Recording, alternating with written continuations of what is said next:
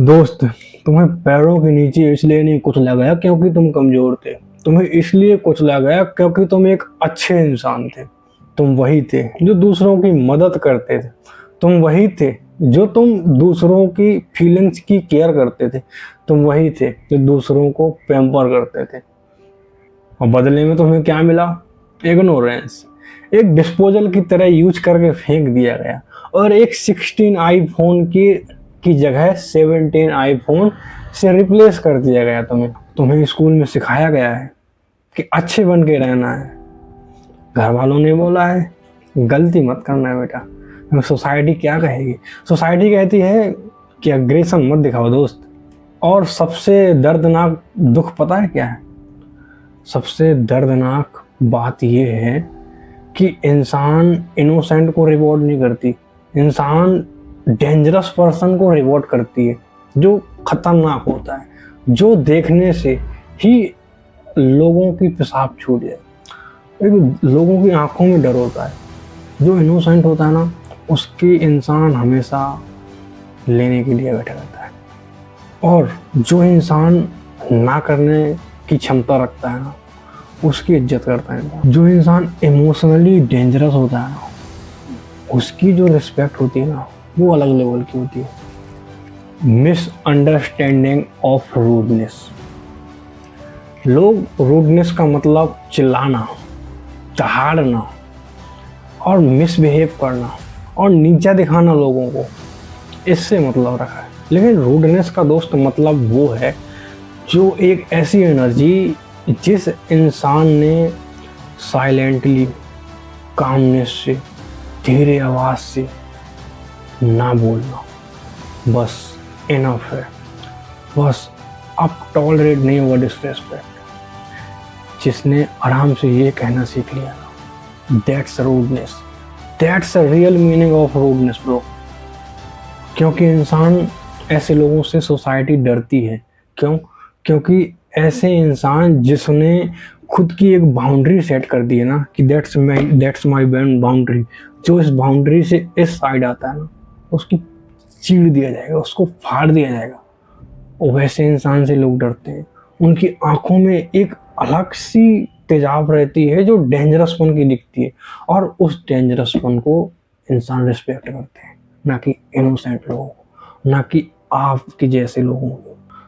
तुम्हें बचपन में कंडीशन किया गया था, स्कूल में ओबीडिएंट बनाया गया है, सोसाइटी या घर में गिल्ट से तुम्हें ट्रैप किया गया, और रिलेशनशिप में पीपल को प्लीजिंग करना सिखाया गया था। ये सब चीज़ें हमें एक एक बाउंड्री में चीज़ें सिखाई गई थी कि अपन को इस तरह से व्यवहार करना है। और तुम्हें बताया गया था कि यदि तुम खुद से सेल्फ ऑब्सेस्ड हो जाओगे ना, खुद से खुद की केयर करना चालू कर दोगे, खुद की एक बाउंड्री सेट कर लोगे और लोगों के आउट ऑफ कवरेज जाओगे, तो लोग तुम्हें सेल्फिश कहने लगेंगे। तुम्हें इस चीज़ का डर था बचपन में, इसीलिए तुम ऐसे बन चुके हो, इनोसेंट सा चेहरा। लोग हर कोई आपके मारने के लिए तैयार है। Birth of brutality. दोस्त, एक ब्रूटल इंसान इतनी आसानी से नहीं बनता। एक ब्रूटल इंसान बनने की एक जर्नी होती है। वो धीरे धीरे बनता है।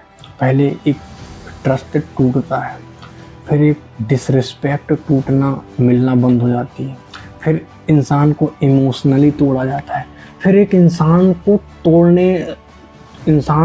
तोड़े जाने लगता है। हर एक कठोर इंसान के पीछे एक इनोसेंट सा चेहरा रहता था। वो इनोसेंट इतने बुरे तरीके से यूज किया गया। हर एक कठोर इंसान के पीछे एक ऐसा इंसान छुपा होता है जिसको धीरे धीरे करके तोड़ा गया होता है। उसने, पता है आपको, उसने आप लोगों को सोसाइटी में सेकंड चांस दिया, थर्ड चांस दिया, फोर्थ चांस दिया। उसने यहाँ तक खुद को कन्विंस किया कि शायद मेरी गलती होगी, लेकिन लोग बदलते नहीं हैं। तुम्हारी एक जो बाउंड्री होती है ना, वो बाउंड्री को लोग चेक करते हैं कि आप किस हद तक आपकी लिमिट है, कहाँ तक आप तोड़ सकते हैं, कहाँ तक आपको ले सकते हैं। कहाँ तक आपकी बाउंड्री है कि आपकी वो लेने के लिए तैयार थे, कहाँ तक आपकी डिसरिस्पेक्ट कर सकते हैं, आपको बुली कर सकते हैं। ये सब सारी चीज़ें यूज करके, हर तरह की टेक्निक यूज करके वो वहाँ तक एक हद होती है कि इंसान आपके घर में जाके आपकी गर्लफ्रेंड के मारने के लिए तैयार हो जाता है। वहाँ तक इंसान तैयार हो जाता है। फिर आपको रियलाइज होता है यार क्या हो रहा है मेरे साथ। और पता है सबसे डेंजरस लोग वही होते हैं जो पहले कभी इनोसेंट थे। जो सबसे ज़्यादा इनोसेंट थे वही सबसे ज़्यादा खतरनाक लोग बनते हैं, क्योंकि उन्होंने इंसानों का असली चेहरा देख लिया होता है, उन्होंने बिट्रियल देखा होता है, ह्यूमिलिएशन देख चुके होते हैं, इग्नोर्ड हो चुके होते हैं, इमोशनली इतना टॉर्चर्ड हो चुके होते हैं कि उनको एक वक्त आता है कि उनको डेंजरस बनना ही पड़ेगा। माकियावेली वो बताते हैं असली मीनिंग रूडनेस की, रियलिस्टिक मीनिंग।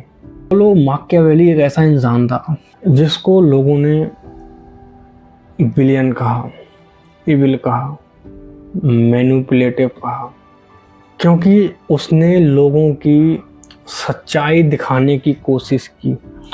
उसने एक मोरालिटी की सच्चाई दिखाने की कोशिश की।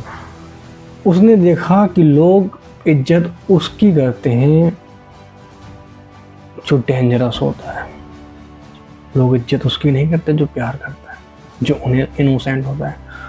उन्होंने एक वाक्य भी बोला था, यदि आपको लव में और फियर में चुना जाए तो आप कौन सा चुनेंगे? उन्होंने बोला फियर, क्योंकि फियर एक ऐसी पावर है, फियर से ही रिस्पेक्ट मिलती है। सबसे खतरनाक बात यह है कि वो गलत नहीं था, वो गलत नहीं था। वो बताते थे कि जो फियर होता है ना, फियर बाउंड्री क्रिएट करता है, फियर कॉन्सिक्वेंसेस पैदा करता है, फियर इंसानों को लाइन में रखता है। एक्चुअल में माकियावेली राजनीति या पॉलिटिकल साइंस नहीं सिखा रहा था, वो ह्यूमन की जो साइकोलॉजी थी ना उसको एक्सपोज कर रहा था। पावर क्या है? जहाँ लोगों की इमोशनली कंट्रोल करना। रिस्पेक्ट क्या है? किसी की प्रेजेंस से खुद को छोटा समझना। मैनिपुलेशन क्या है? एक ऐसी कला है जहाँ लोगों को इस्तेमाल कर सकते हैं लेकिन उनको पता ना चले। Morality trap. मोरालिटी कभी कभी एक ट्रैप की तरह यूज होती है, पता है आपको? क्योंकि दुनिया में ऐसे भी लोग होते हैं जो अच्छाई की इज्जत नहीं करते। Fake kindness, fake innocence, fake superiority, ये सब मास्क हैं दोस्त। कुछ लोग गिल्ट को हथियार की तरह यूज करते हैं। तुम बदल गए हो यार, तुम रूड हो गए हो, तुम पहले जैसे नहीं हो, तुम अच्छे नहीं हो दोस्त। अब पहले तुम क्या करते थे? देते रहते थे और आपकी गर्लफ्रेंड लेती रहती थी। तुम खर्चा करते रहते थे, करवाती रहती थी। रिलेशनशिप में तुम अवेलेबल रहते थे और जब काम नहीं पड़ता था डिस्पोजल की तरह फेंक दिए जाते थे। The balance between rude and kindness. दोस्त असली पावर रूडनेस में और काइंडनेस में नहीं है दोस्त। असली पावर जो है ना इन दोनों को बैलेंस करने में है। आपको कहाँ पे रूड होना है, कहाँ पे काइंडनेस होना है, आप कहाँ पे काइंडनेस रह के जी सकते हो और कहाँ पे आप रूड बन के इज्जत पा सकते हो। That's a game.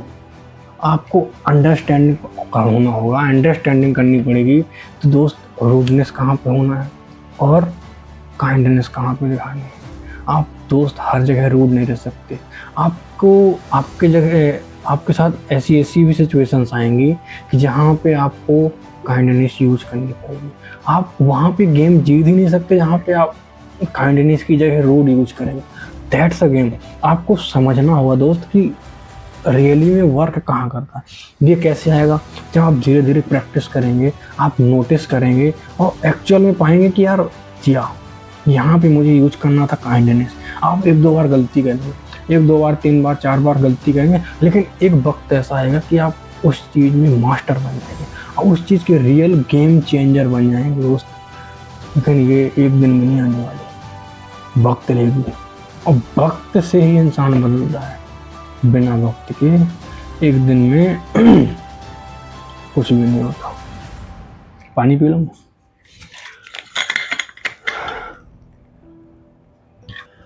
सॉल्यूशन क्या है दोस्त इसका? सिंपल सा सॉल्यूशन है, बी काम, नॉट अ क्रूअल। स्टोइक की फिलोसॉफी है, एक्चुअल में स्टोइसिज्म यही बोलता है, बी काम। स्टोइक का मतलब ही यही है, आप कितना भी कुछ उखाड़ लिए हों, कितना भी कुछ अचीव कर लिए हों, आप शमशान घाट में बैठे हुए हैं। इन दोनों सिचुएशन में बहुत अंतर है। आप ऐसी सिचुएशन में जहाँ पे आप किसी मूर्ता के पास बैठे, आप एक ऐसी हायर अचीवमेंट में हैं, वो भी एक्सट्रीम में, प्लेजर में, सैड में। बट स्टोइक कहता है कि be neutral, here, not here, not here, that's a pleasure, that's a sadness, no, that's equal, that's a real game changer.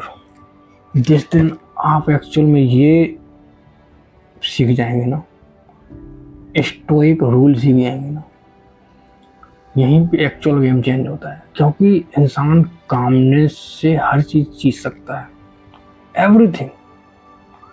एक इंसान जब बता, सोच लो, जो शमशान घाट में बैठा है, बोलना नहीं चाहिए, मान लो कोई आपका सबसे चाहिदा पसंदीदा इंसान के पास बैठे हो शमशान घाट में, उस वक्त आप अपने आप को कंट्रोल कर लिए ना, तो that's a great game changer. आपने उस वक्त जीत लिया तो आप दुनिया को जीत सकते हैं। और कैसे होगा? प्रैक्टिस से। Use every single day, every, जब इंसान आपको टॉर्चर करे, आपको हर्ट करे, बी काम। एक बार सोचो यार, यदि मैंने रिएक्ट किया तो उसके कंट्रोल में हूँ मैं। यही बोलता है भाई कि एक्चुअल में गेम रियल चेंजिंग ये होती है कि आपके हाथ में जो है उसको आप कंट्रोल कर सकते हैं। तो सिचुएशंस हैं, प्रॉब्लम्स है, वो आपके हाथ में नहीं है। आपके हाथ में है रिस्पोंड करना, रिएक्ट नहीं, रिस्पोंड करना। आप रिस्पोंड किस वे में करते हैं? क्योंकि दुनिया में इंसान यार आग लगाने के लिए हमेशा इंसान बैठा रहता है। वो चाहते हैं कि मैं उकसाऊं, ये जले। आपको जलना नहीं है दोस्त, आपको कंट्रोल करना है, और वही रियल कंट्रोल वेपन है। और उस वेपन को आप सीख गए चलाना, दैट्स अ गेम चेंजर। और यही लाइफ चेंज करेगी दोस्त। क्योंकि जीवन में इतनी समस्याएं हैं, छोटी से लेके बड़ी सी समस्या यही सॉल्व करता है। आप गर्लफ्रेंड है, कुछ रिस्पॉन्ड नहीं किया, आप फट जाते हो। ये स्टोइसिज्म यही सिखाता है, बी काम। पेरेंट्स ने कुछ सुना दिया, घबरा गए, काम रहना है, काम रहना है, काम रहना है, दैट्स अ चेंजेबल।